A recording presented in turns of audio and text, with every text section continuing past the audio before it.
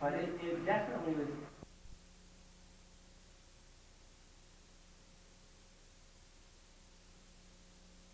Tradition is happening on a daily basis by people who own, restore, and commission the building of Herreshoff boats. And I think in many ways they carry on the passion and inspiration on a daily basis. And it's very much a nice relationship that the museum has, that they inspire us, and hopefully we can help them and inspire them and give them some resources to help them in their efforts. So it gives me great pleasure tonight to have a boat builder here who has done a very nice job building the replica of Alerion, which all of you know is one of the more well-known and very special boats, Herreshoff boats. And Warren Bacher will describe to you the building of Curlew, a replica of Alerion. So, Warren?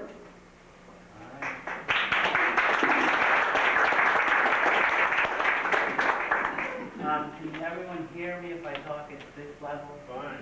All right, and I'll talk in your right ears and we'll carry on. Here. Those things frighten me, actually. And that means I have 3 things to do. Okay. Well, I'm on the right, so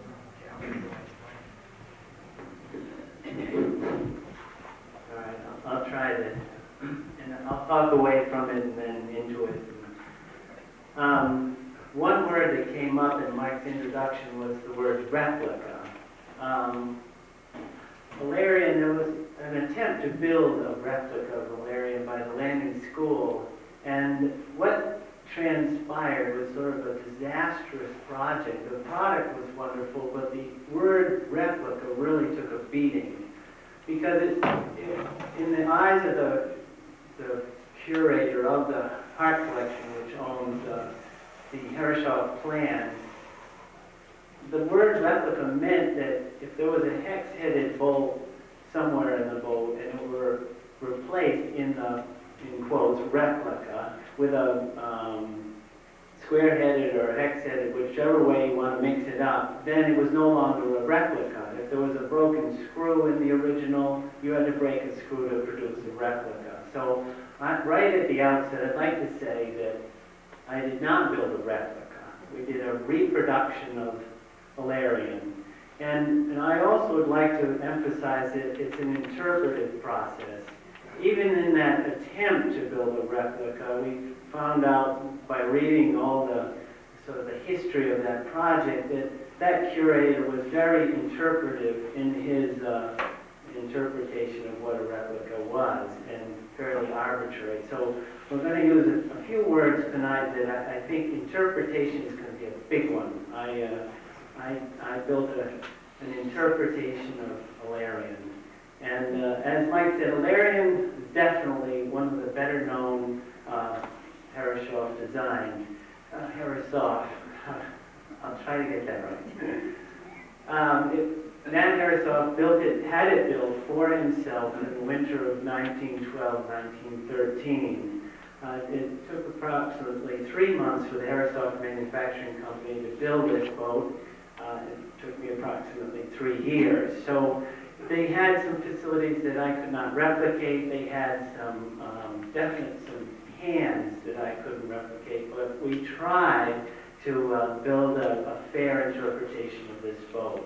The fact that he owned it himself and had it built in the small boat shop here at the Herreshoff Manufacturing Company made it particularly special and particularly well built. And so we just tried not to ever compromise his design or compromise in its execution. Tonight I will show you where we did stray from the original, so you will definitely know this was an interpretation. So there it is, brand spanking new, 1913, January of 1913, I think, and it went on at sea trials, and then that took it down to Bermuda. He didn't sail it, it went on a freighter. I think it was nice to be a major boat builder and know people with freighters, so you could take your boats to Bermuda for the winter. And I lived in Bermuda, I think approximately 8 years, and Nat would go down and sail it and then put it in a boathouse for the summer and come back to Bristol and sail some of his other designs. And he worked so hard. I don't know how he ever produced so many things. And I was glad at least I built a boat that he found some pleasure sailing around in some place far removed from Bristol. There's a picture of him sailing it in Bermuda, and that's the original gaff rig. We built the boat with the Gunter rig that he amended that rig to, and I think in almost 1920. But there are people here that know these dates, and I confuse them. I just built the boat. In Carlton Pinnero's book in Maynard Gray, they described Alerion as a signal design, that it was a watershed. And what the design did is it produced a far more seaworthy hull. The racing hulls that had preceded Alerion, due to the various racing rules, had produced these boats with long overhangs and immense sail area. My father sailed these boats. This is a Buzzards Bay 15, and he said that it happened to be the wettest boat he had ever been on in his life. Alerion, with a shorter overhangs and more flare, a fuller body, just produced a boat that was a little bit more comfortable, a little bit more, well, I don't dare in this crowd say seaworthy. I know these boats are extremely fast, but it's just a little bit more comfortable. The development of the design, and you've seen most of these pictures right here on the walls, and I did ask Maynard for permission to take slides from his book, and I apologize, Carlton, if you're here, I didn't get a hold of you, but the design, it reached sort of, not its zenith, let's say, but one of its best developed shapes was this Buzzards Bay 25 of 1914. Once again, the flare forward, that distinctive Herreshoff bow wave, it's an absolutely fabulous boat. What's interesting is that we not only have a reproduction of this, the Buzzards Bay 25, but also that Buzzards Bay 15 in Westport Harbor, where the Curlew, our reproduction, is going to live. So it's quite the harbor now. It looks sort of like an evolution setting out right down there. This is the original in the current berth down at Mystic Seaport. And if there is some element of the whole project that was crucial to its success, it was the fact that we were allowed access to the original, and we could pick up detailing and construction notes, and Mystic Seaport couldn't have been more cooperative. They provided ample time for us to measure the boat, go over its construction. At one point we went into the big mill building they have down there, and there the spars just laid out on sawhorses waiting for us to measure and look at them and take photographs.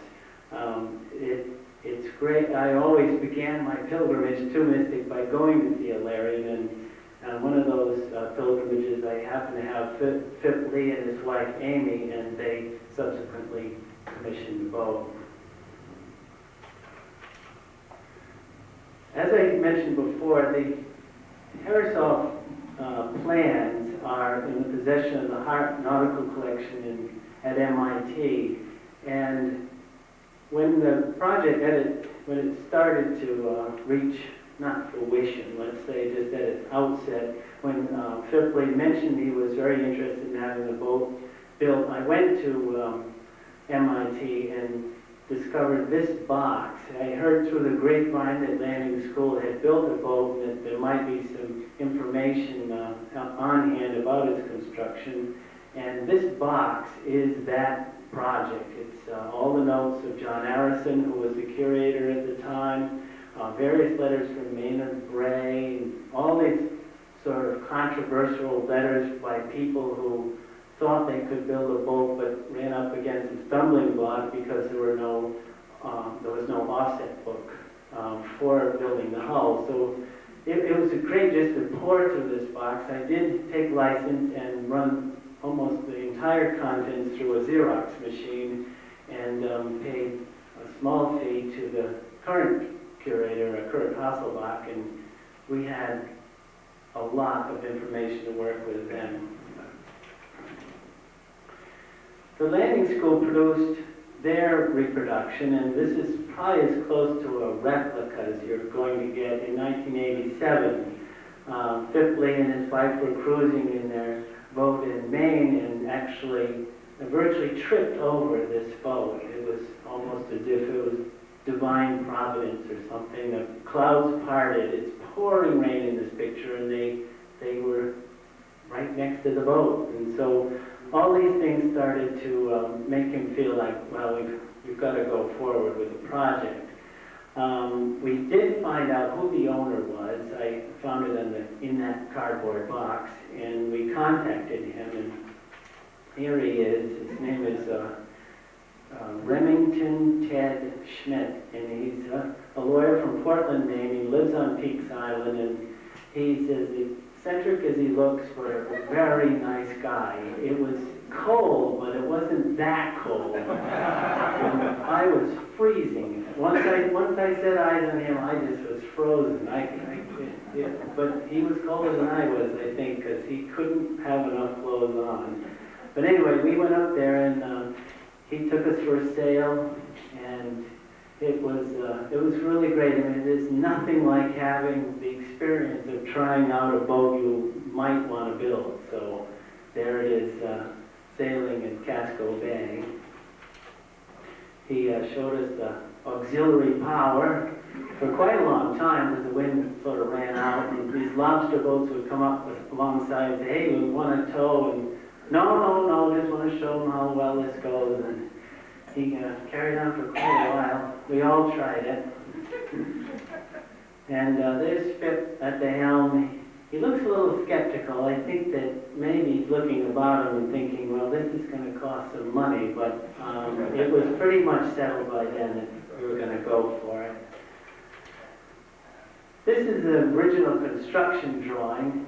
This is one of the drawings up at MIT, and apparently the set of offsets that landing school used was developed by this is in quotes, an enterprising MIT student who scaled this particular drawing and then developed this set of offsets, the numerical interpretation of the hull. And I know of 3 sets of offsets for this boat. I was just informed by someone building a fiberglass Alerion that they have the definitive set. I'd like to use that word interpretive once again, that we use landing school's offsets that originally came from this enterprising MIT student, and ours are different because the boat didn't float when they launched it up. It didn't float on its marks when they launched it, and ours did. So I know it's different. So whenever you hear the word replica or definitive, be skeptical. All I know is we have a boat that floats close to where the original did. With that set of offsets, we drew the boat out full scale on the loft floor. This technique of using battens to define the hull sections was developed by the Goujon brothers in Michigan, and then I was taught the technique by Eric Gertz here in Bristol. And Eric provided, while we were building test models for 22-foot towing models for a maxi yacht for a guy named Bill Cope, whose name you've heard, and I was allowed to loft 12 boats in a month. So it's one of those experiences it's nice to have, and then you can go use the technique at home. So what I really like about the technique is the fact you can see all the sections on the floor at once, and to the left are all the full-length water lines and the rest of the construction. But this is the set of sections from which we built the molds. And we used the Herreshoff technique for building the boat, and that dictated the use of a mold for every frame in the boat. And so with 33 sections, you need 33 molds. So we decided to see if we could speed up, the process. And I found this template guide, and with the use of the template guide and a router and a flush cutter, we had 2 identical sections that we unfolded. And from there, we began setting up the molds. This whole process is described in Barry Thomas's book, From Mystic Seaport, Building the Herreshoff Dinghy. It's on the walls here. I think there are pictures of this type of setup. Every time I tried to depart from how they did it here at the Herreshoff Manufacturing Company, I found that I didn't gain time for sure. So I decided that because Nat not only designed the boat, but also the manufacturing technique, that it's best to stick right with their methodology. So I didn't try to reinvent the wheel, that was for sure. And as you can see, here is a picture of one of the boat shops here, and there's a whole set of molds all set up, ready for the frames to be steamed, and we replicated it in my shop. So there it is, looking like shark's eggs.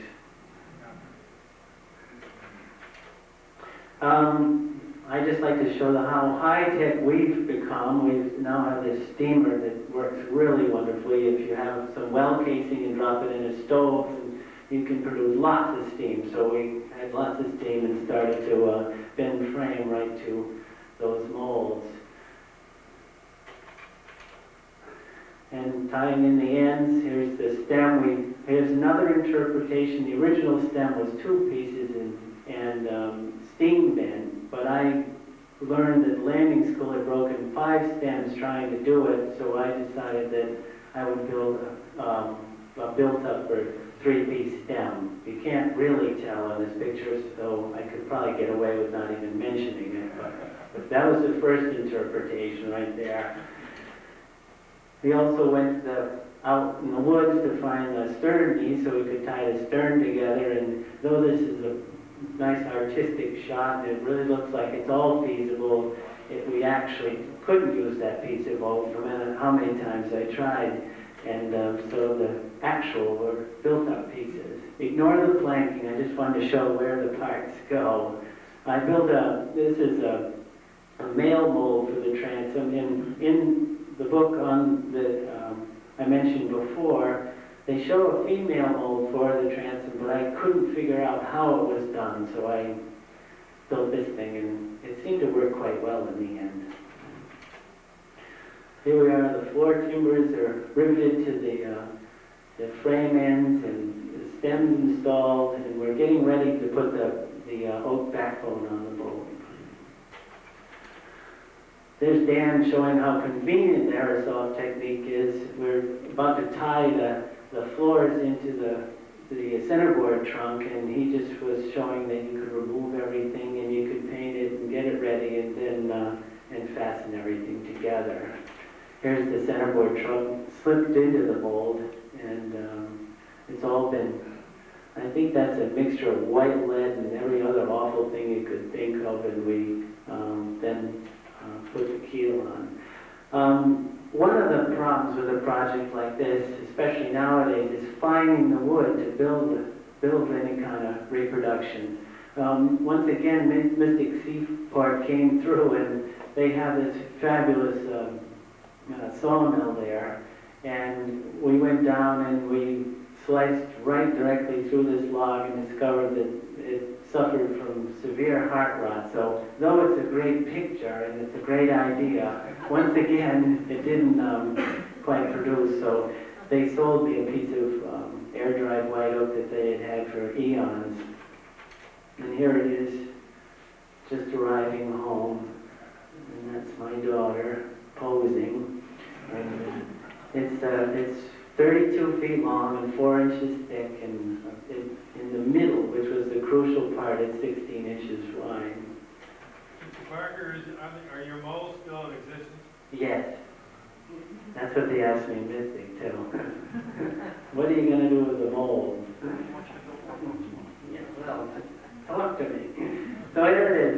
backbone installed, and we're ready, about ready to start planking here. We've got the stem, everything is tied together, and the planking process can begin. There's the garbage just going on.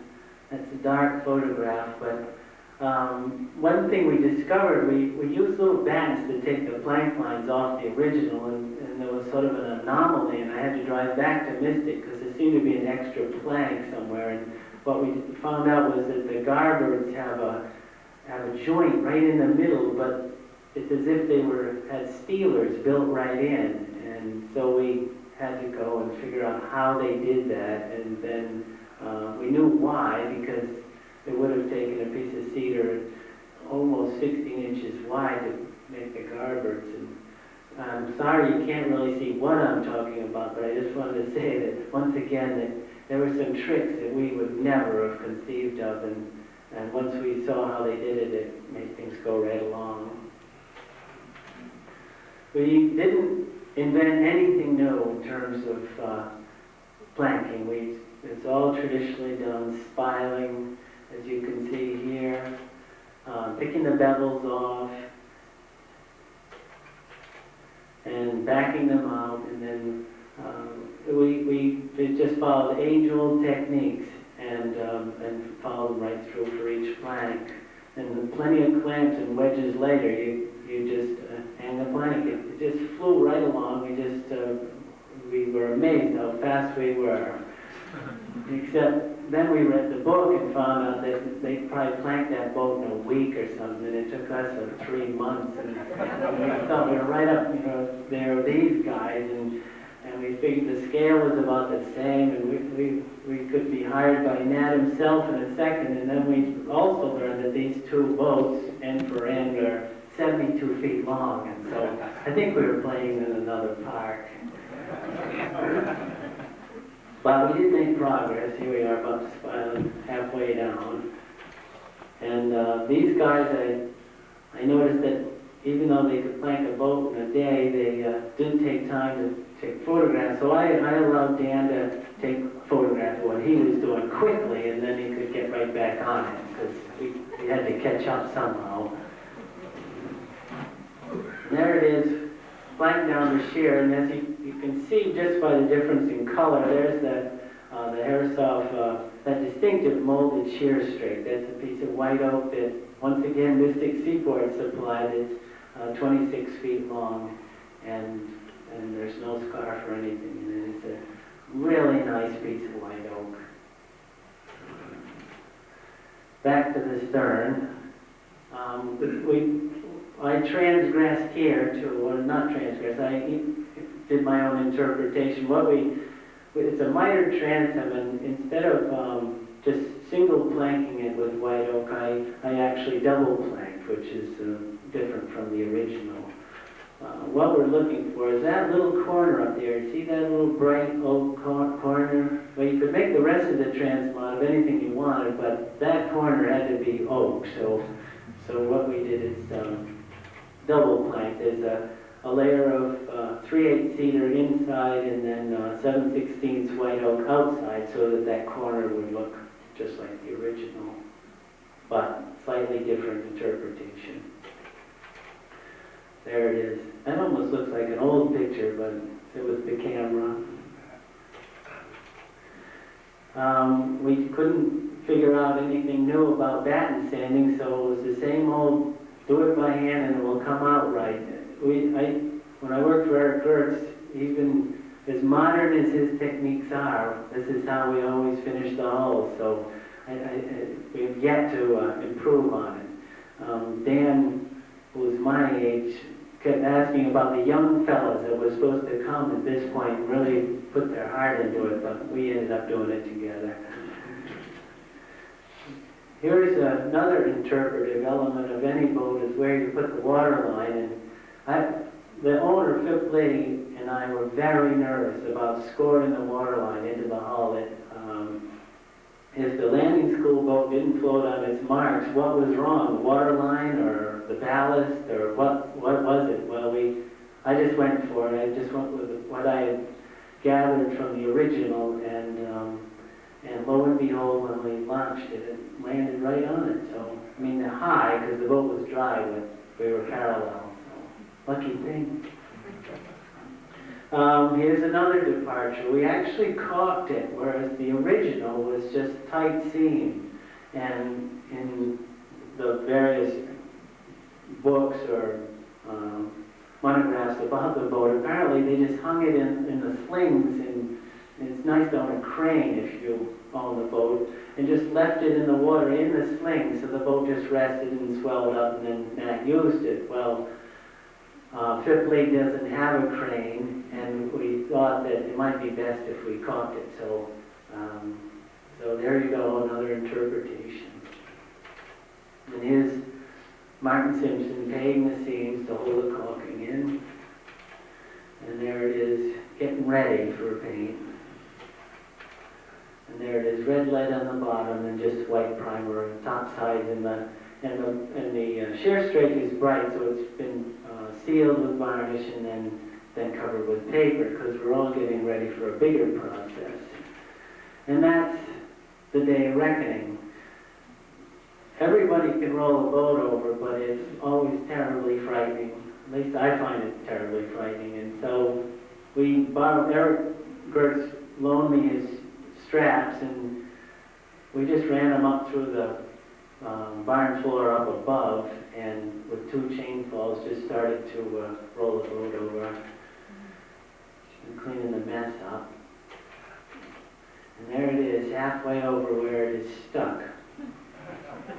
Much to my chagrin and panic, and the owner was standing there, and I didn't know what to do, but he said, oh, just keep working those after chain falls, maybe it will slide around and forward, and it did, so eventually over it went, and there it is, hanging from the ceiling.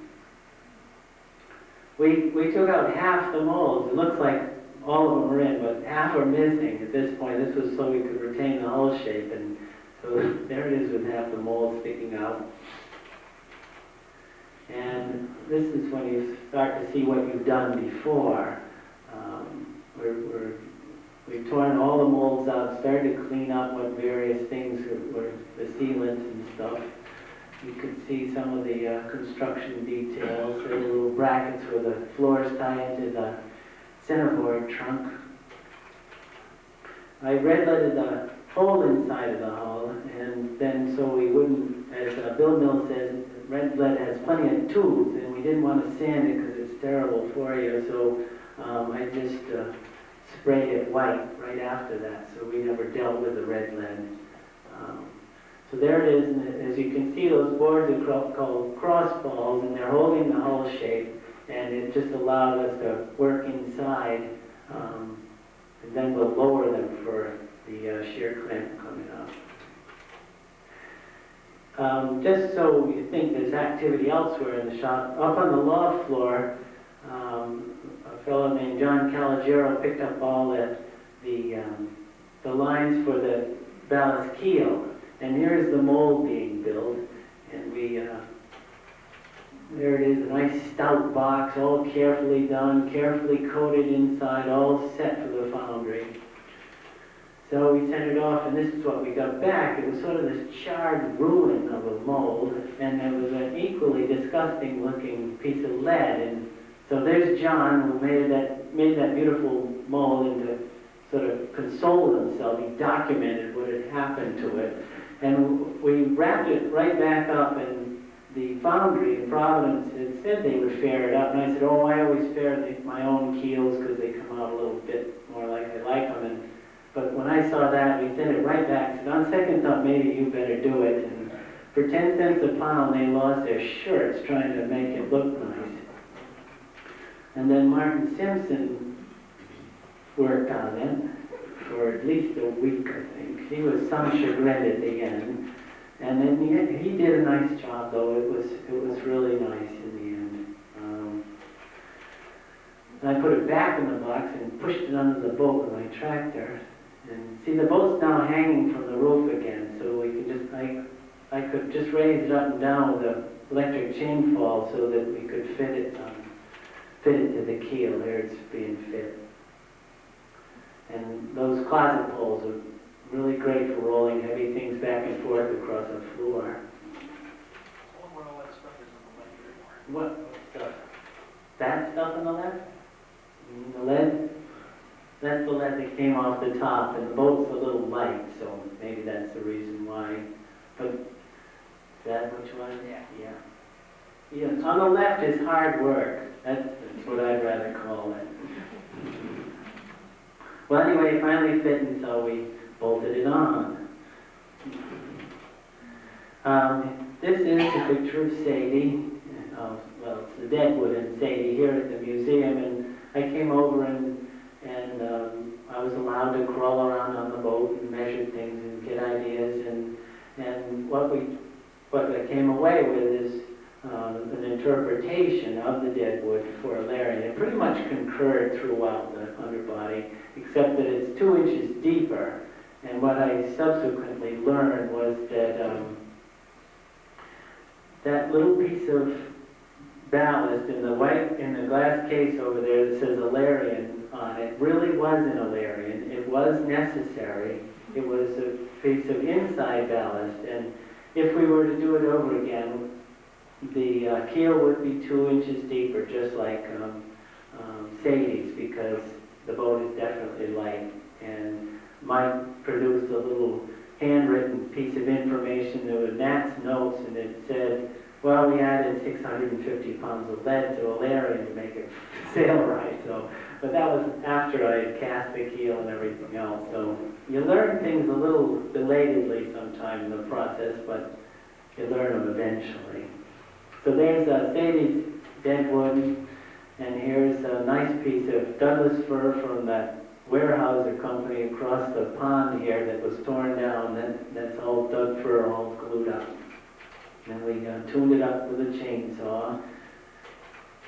And there it is, all finished. There's quite a bit of work between the last photo and this one, but there it is, installed, nice and fair. Okay, back to the deck. The underbody now is pretty much complete. And once again, I had to delve into my source of Douglas fir from that Weyerhaeuser plant that they tore down, and there the shear clamps all installed. You get a little gun shy when you have a bright varnish shear strike, and you're supposed to drill holes through it. So I devised this rig so that, in theory, we couldn't screw up when we installed that shear clamp. So here's the device. This is a really crucial item.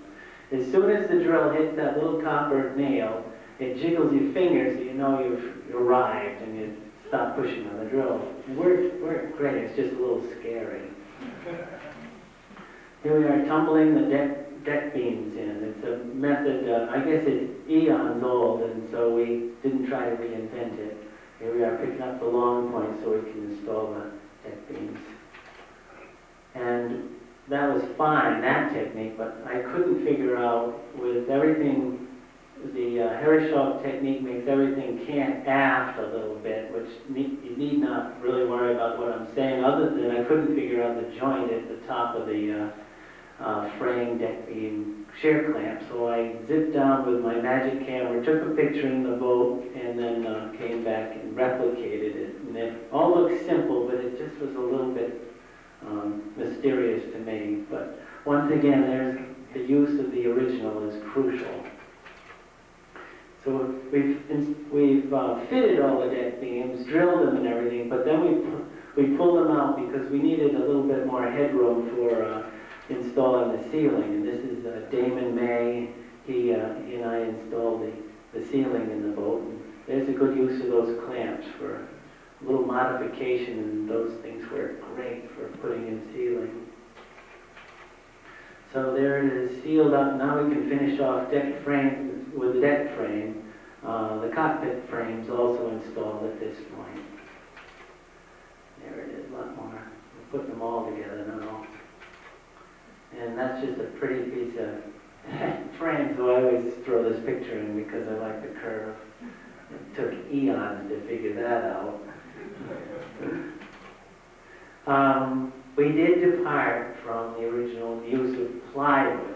This is the centerboard. Instead of white oak, we built a plywood centerboard, and then sheathed it in a light layer of fiberglass. The rudder, the same thing, and all the hardware was from the original drawings, but once again it's plywood. But the major real departure was the deck. We didn't lay a deck in a million pieces of white pine. We made a plywood deck, and as you can see, it was in two pieces, and the edge was banded with white oak, so it looked just like the original, but the owner stipulated that this was the way he wanted to go, and it was his boat, and so I apologize, but I think, and this might be real heresy, I think it makes for a stiffer boat, and so it might have been an improvement. Anyway, we hit it, so you can't tell when you look at the boat. There it is being applied. It does make you feel great that day. You just applied two pieces of wood, and there it is. But it made for a nice deck. From there, we set up the molds to build a house. As you can see, I rushed around with a bevel gauge on the original and then fared it all out, and we still hope it's what's close. And plenty of steam. That steam box really did work throughout the project. Then the back burned out of the stove, so I had to go to another source now. But here they are, steaming, and lots of clamps later. And then left it for a few days just to make sure things were going to stay. Andy Giblin, who was here, he's taken apart a lot of Herreshoff boats, and he was the one that told me how they put the house top beams in. And this is a little dovetail joint that a wedge fits after it and tightens the whole works up. And you look at it and, well, isn't that contrived? And you can't see it. Why would you ever do that? It's a great way to put a house top beam in. And it would have taken me forever to figure out how they had done it. And they really would have taken issue and Mystic with my taking the boat apart to find out. So it's good to have other sources of information. And so here we are, replicating a technique once again. And there they are installed. And see the teak cockpit soles in now. And we're making some progress anyway. There's the house top. The house top, I departed again. And the bottom layer is white cedar, tongue and groove, just like the original. But then there are two layers of 1/8" plywood applied over that. So it's virtually a cold molded house top, but you can't see it. So hope we can get away with it. And I will now divulge one other thing. The reason we did that is because the canvas on this boat isn't just laid down, it is glued down. So the deck being plywood and the housetop cold molded, they're very stable, and we hope that provides for a successful deck and housetop. Also upstairs, there's a lot of activity upstairs while all this is going on, and what we did is we built our own spars in-house, and Alerion spars are 8-sided hollow spars. And so this is the jig for the mast, and we're going to build a nice hollow mast. There it is, leisurely pace, it glues all down, it's about 95 degrees, just, of course it won't go off inadvertently. And actually these guys, that's my brother on the left and my father on the right. There was real panic going on, but we had to take the picture. So the glue spread, and here we are, hurrying. And there it is, all glued up, and with hose clamps around all 8. We glued all 8 staves at once, which is different from how the Herreshoff company did it. They glued half at a time, but by really hurrying, you can pull it off. So there it is. And then you pull out your hand plane and start tuning things up. You see, there are the 8 staves all at the butt here, and there's a piece of blocking anywhere there's a fastening or any kind of load on the stick. And then some hand planing later, it's getting more round. And then John Gardner's famous spar sanding rig. And the next picture should be me hand sanding, of myself hand sanding it, but I skipped that one so it seems faster. And there they all are. So there's the gunter in the foreground, and then the mast, a solid boom, and then way up on the wall is a little jib club. And so we're all set. Makes for a very light spar. These hollow spars are very light, a Sitka spruce, and Dan isn't as strong as he looks there. And the mast I could carry myself, fully rigged, carry it around, so it makes for a light product. A lot of time spent in this to carry them back again, looking at how the gunter jaws were made, and this is our interpretation of them. It's curly white oak. It's very rare. We didn't look for it. It just happened to be in the shop. So then it got all covered with leather, so you can't see it. One thing we tried to improve on, if you look closely, this is the top of the mast, and the halyard was wearing this groove right through that piece of copper and the oak block, and so we decided that we would try to see if we could get around that phenomenon. And also the top of the mast, which had been changed from the gaff rig to the gunter rig, we thought it looked a little clunky, or in the words of Phip, no, I can't remember quite what he said, but he didn't like what this rig looked like. So we changed things slightly. And that on the right, which is hard to distinguish, it looks sort of like a Trojan warrior's helmet. That became the fitting at the top of the mast. Here's Nat Wilson rigging the boat, and I know it doesn't look a lot better than the original, but we're hoping it works a little bit better. More research, we went down to see the proportions of the name, and then took license with it, not only misspelling it, but also carving it directly into the stern. And that definitely wasn't in the original. This is Nick Jansen, who can walk up to a finished product and do this. It's something I never could do, and just carve the name in. My fear is that I want to change the name, but they say Bondo works great on something like this. If Nick was a specialist, we also brought in another specialist, and that was to have the hardware made. Bill Mills, who will be speaking in one of these lectures, and so I better not disclose all his techniques and all his secrets and just ruin his show. We'll just quickly go over the fact that he worked from these drawings that were collected at the Art Museum again, and also from photographs of the original. And there's a whole pile of stuff that was made for the boat. The blocks aren't there yet, but then they are at a later date installed. So we pretty much stuck with the original patterns as close as we could, and building this fabulous job making the hardware. So you'll learn all about that in an upcoming issue.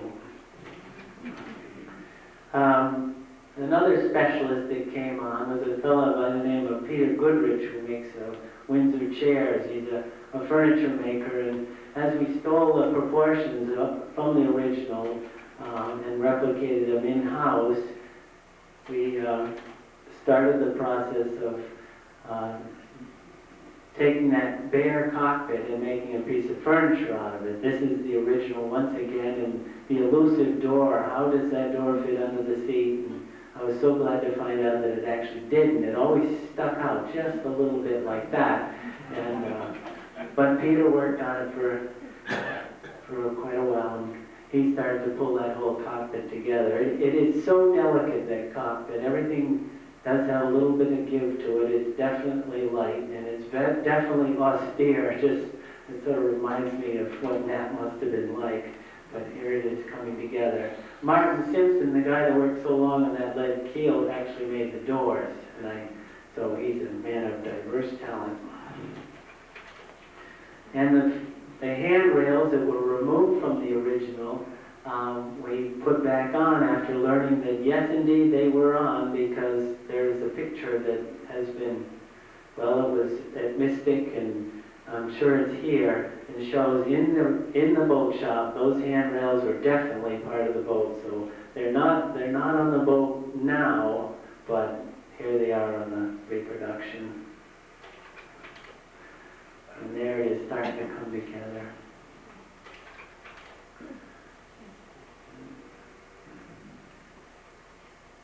Peter's a very patient person, and he's really patient with me, which makes it all possible.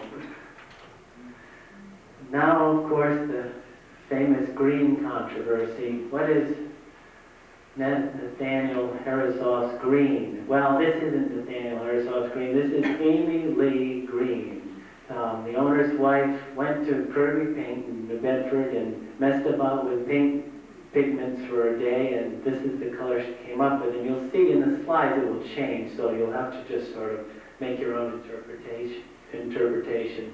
But it's a fabulous color. It looked great in the shop, and it looked really good in the water. So we're getting on now. We're about to take this thing out of the shop. We had to, of course, paint the black blue top and the white bottom, just like the original, and of course it happened to be in the middle of the night, and so this was sort of late at night, and people really started to sweat the fact that the truck was coming for the boat. More research. We had to make sure that we knew how to pose. There's that famous picture. You see the handrail on the boat? That settled the controversy about that handrail. And but we tried to get this pose just right. And of course, the boat's backwards. The boat was completely wrong. I don't know what happened. But that's Peter Goodrich on the left, and then Mark McClellan, and then myself. So there we are, getting ready. More experts were brought in. This is F.L. Tripp and Son. I can't remember which trip that is, but they just wheeled in on a rainy day and said, okay, it's just another boat. Let's take it out of here. So there it is on its way. For the builder, this is the day when you see the boat come out of the shop for the first time and you're more than 12 feet from it. And it looked pretty good that day, I thought. And then there's where it's going, down the Westport River. And this is the moment of truth. And unlike that first photograph that I used, the boats surrounding it are not what you want, and it's hard to get out of the picture, but it was a pretty good day anyway, because it didn't sit way down in the stern, which was the big fear. And she went then over to a fellow named Eddie Carey. He has a little boatyard. It's more my scale, in the west branch of the Westport River, and we put the spars in. And then Nat Wilson, he's from East Booth Bay. He came down and rigged the boat. And there's that Gunter rig. And if I worry about the day it comes out of the shop, this is what he was worried about. The first time that mainsail went up with the Gunter rig. And the boat main had a mainsail that didn't look like it was designed for the same boat. And this mainsail fit just right. It was really great. And Nat said, well, I guess I can sleep tonight. There it is, rigged.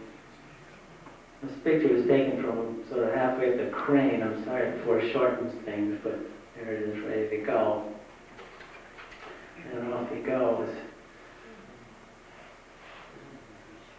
What's lucky about where this boat's going to live is that it's not just going to sail into oblivion, but it's going to go down where this boat, this is that Buzzards Bay 25 Naiad that Woody Underwood owns, and Alerion's just aft of it. Here's a Haven 12.5 that my company built, and another interpretation of a Herreshoff design. And we also, as I mentioned before, have a Buzzards Bay 15 that's down there that Bullhouse Boatworks built. So it's getting to be quite a collection. I guess I'm going to round up by saying it's one thing to Well, it's an interesting thing dealing with the Herreshoff designs because they're so austere. The aesthetic is exacting because it's so spare. And I'll admit that we did everything we could to try to keep the proportions right, just so that the boat looked like an original. And yes, I took my ruler down, and yes, I measured every corner of the boat. But what we didn't change is, I gotta get this slide to work because it's a major point.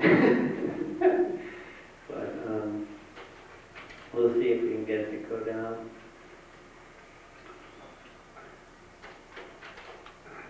I don't think it will. Well, anyway, that picture, we'll go to the next one. That picture that we're missing is that the boat's sailing with no one at the helm. And there have been so many interpretations of Alerion, and it seems like people have a tendency to complain about a weather helm that doesn't exist.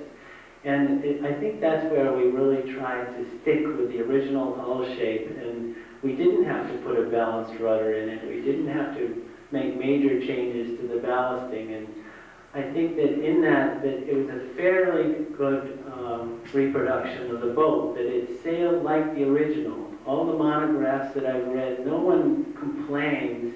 Amory Scary in particular, no one complains about a weather helm. And Charlie Rockwell has yet to mention to me that it had a weather helm, and the boat just sails like a dream, and it much to the owner's delight, sailed right by one of these Alerion Expresses, which is down in the harbor, and that's as high tech as you can get. And this is 1912 design sailing by it. So there is something not only aesthetically but performance-wise that makes Alerion a remarkable boat.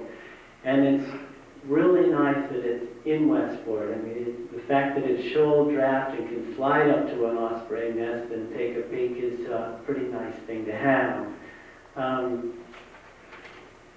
And it just has afforded a great deal of pleasure to, Charlie Rockwell's here, and he can attest to the fact that his family, and then the Scary family, and Merriman, it's been something that has performed well and made people delighted to sail. And there have been other interpretations and improvements, but all in all, it seems like not only aesthetically but performance-wise, this is a boat to have. And I think it might be on the face of Phip. This is the boat in Casco Bay. This is when I thought we had it in hand, that we were going to build this boat. When he looked like that day, I thought, this could be it. I get to build Alerion. And here she is in Westport. That same grin, though he's staring up at the sail, the same silly hat that he wore in Maine, but I think that Phip's going to get some really nice sailing out of this boat, and it was a real pleasure to work with him and this design. So, thank you.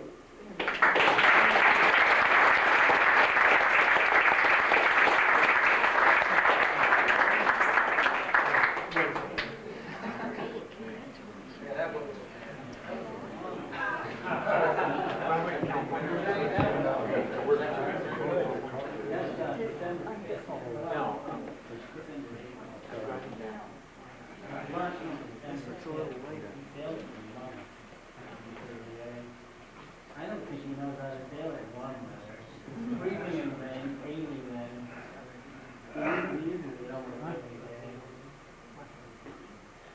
Well, you can ask questions.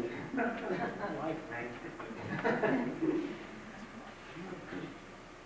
Mr. Barker, I built a little boat with originally Herreshoff design, one of those cat squad thingies that we put about 1,000 times on it.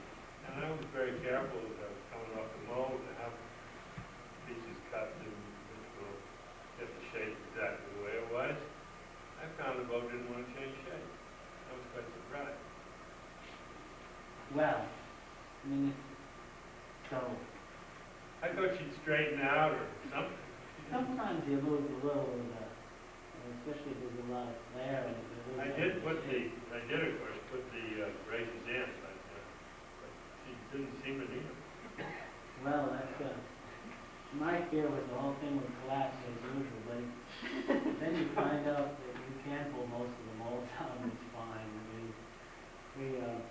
We just, I always find that if you skip a step, that it catches up to you later, so I thought I'd just keep being safe. But the planking broke pretty much all this year.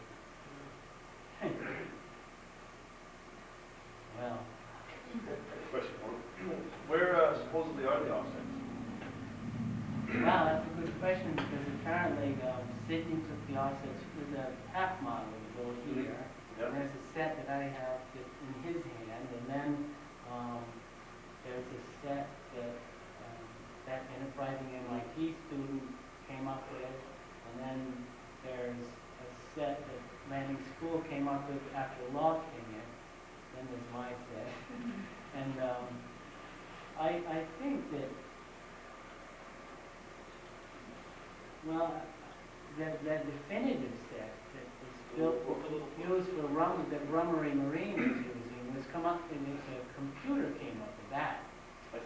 So the book is lost. That must is what be you're it. saying. Yeah, the book was lost, and I always sort of thought that Matt said, well, I'm going to build a boat for myself, and Didn't even bother. I don't think anybody else should have my boat.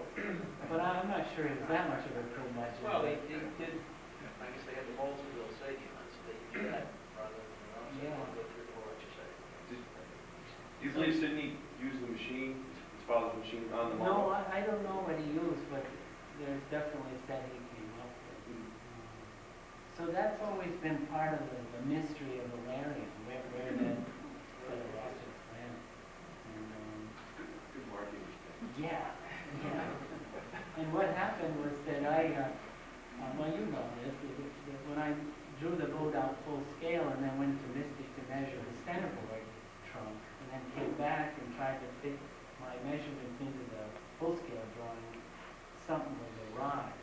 And I found out that the keel had risen too fast aft, and that changed everything. Then we rushed around and measured a lot of things. So who knows what the exact shape of the boat is? At least I feel that that set, the enterprising MIT student, at least dealt with the original drawing instead of coming up with something. That's not the definitive Alerion, it's another interpretation.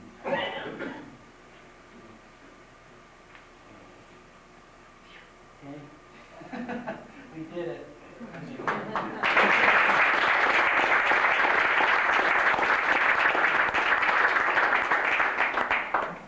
For those in Westport must see it. It gets older every day. That's why they get things to the show. You can take it on the May time. The wood boat show.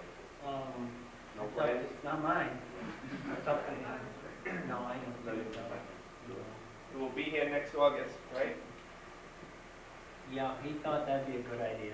Okay, we think so. Yeah. No, I think that'd be fun. It sails like a dream. He's so happy with it. And in certain points of sail, he slides right along with that buzzard speed 25, and then, of course, on other points, the thing just waltzes away. But he's just really happy with the way it performs. That's great. I just had a couple of notes, because Nat was always inventing all kinds of things to make everything handy, especially for stuff together. And the backstays were on slides, and he had long, very flexible pieces of wood, and all the way back to the back of the cockpit for the plane. So he could sit in the cockpit and move the backstays back and forth without moving out of the cockpit. And we And then he also had, he explained to me one day about the rig, the hatted. It was a very simple hatted, and one end was fastened, one end came down to the feet. The other end came down, ran along the cabin top to row G. So he could change the slope of the gap by a couple of inches to give the sail more fullness or flatness. Just, tuned perfectly. Well, one of the best parts about building this boat was call it research, but it's just finding out how things were done. And when Mr. Rockwell showed up at the shop, it was a big day for me, I must admit. I mean, here's an owner of the original boat in my shop looking at this thing, and that's the type of question that came up. How were the backstays moved and things like that, and it makes for a very interesting project when you find out all these things. And we subsequently did put the push rods on the backstays, and we cut the sails. There was a faint line on the original drawing of the sail, and it just added just a few degrees of adjustment in the gunter. So we put that, and Nat Wilson put that in, and it's all those little tiny elements that make a project really, really interesting. And then have it affirmed by someone who comes along and says, I know how that works. And so I really appreciate that you came and checked it out. But it definitely was laid out so you could sit from the after end of the cockpit and run the whole boat. And we're putting the gun tackle on the housetop. We just haven't quite got that your block installed yet. So it's coming. It's still in the process, as they say.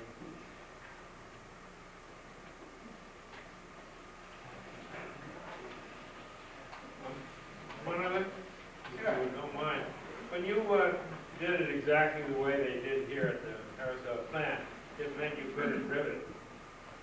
Did that bother you at all? Would you have liked to have riveted the Rivet hull? the planking on it?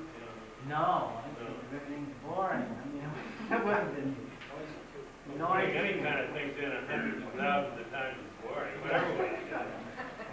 Well, I'm about to build 2 Herreshoff dinghies, and so I have to, then you have a mold every other frame, so you can stick the rivet halfway in the mold and screw another, so we'll definitely rivet those together, but I'm certainly not upset that I couldn't rivet this thing together. It would have been a long haul, it was long enough as it was. It is a long job, making rivets out of it. Yeah. No, I had a friend once who showed up, we were building a peak color, big little skiff, and, oh, come on, help us build this boat. And we riveted, I don't know, 3 planks on it or something. I haven't seen him since. And that was junior high. Clear. Yeah.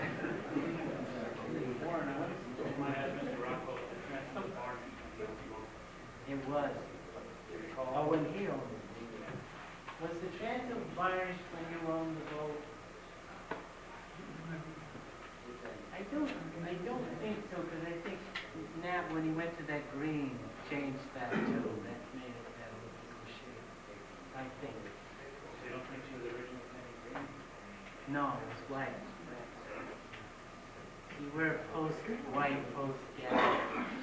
Somewhere in there. Modern. The modern one. So,